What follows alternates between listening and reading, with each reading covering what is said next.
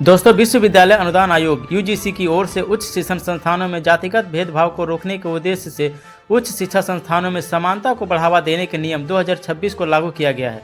यह regulation act 15 जनवरी 2026 से देश के सभी उच्च शिक्षण संस्थानों में लागू किया गया है। देश की अग्रणी जातियों के लोग इस रेगुलेशन का विरोध कर रहे हैं। उत्तर प्रदेश के शिक्षण संस्थानों में भी इस रेगुलेशन को लागू किया गया है। इसे अब तक शैक्षणिक रूप से महत्वपूर्ण कदम के तौर पर पेश किया जा रहा है। ऐसे में सवाल उठता है कि क्या यह कानून युवाओं के एक बड़े वर्ग को प्रभावित करेगा। यूपी चुनाव 2027 से पहले अब इस कानून की चर्चा शुरू हो गई है। नए कानून के तहत अब उच्च शिक्षण संस्थानों में पढ़ने वाले ओबीसी छात्र, शिक्षक और कर्मचारी भी अपने साथ होने वाले जातिगत भेदभाव या उत्पीड़न की शिकायत सक्षम पदाधिकारी के समक्ष दर्ज करा सकेंगे।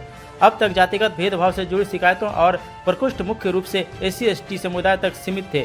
नए रेगुलेशन के बाद प्रत्येक संस्थान में SC/ST और OBC के लिए समान अवसर प्रकोष्ठ स्थापित करना अनिवार्य होगा। इसके साथ ही यूनिवर्सिटी स्तर पर एक समानता समिति गठित की जाएगी। इससे OBC, महिला, SC/ST और दिव्यांग वर्ग के प्रतिनिधियों को सदस्य के रूप में शामिल करना जरूरी होगा।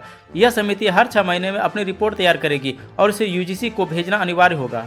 यूजीसी के रेगुलेशन के लागू होने के बाद सामाजिक न्याय के पक्षधर शक्तियों के बीच अग्रणी जातियों में असंतोष को लेकर सवाल उठ रहा है। विरोध करने वाले संगठनों का तर्क है कि इस नियम का दुरुपयोग हो सकता है। इसके जरिए अग्रणी जातियों के छात्रों और शिक्षकों को झूठे मामलों में फंसाया जा सकता है। जयपुर में करणी सेना, ब्राह्मण महासभा, कायस्थ महासभा और वैश्य संगठनों ने मिलकर विरोध के लिए सवर्ण समाज समन्वय समिति S4 का गठन किया है।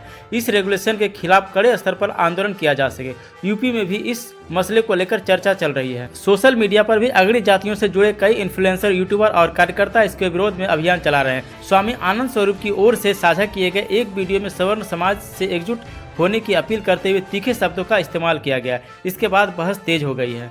दोस्तों, इस तरह के इन्फॉर्मेशन देखने के लिए वीडियो को लाइक और चैनल को सब्सक्राइब करें। धन्यवाद।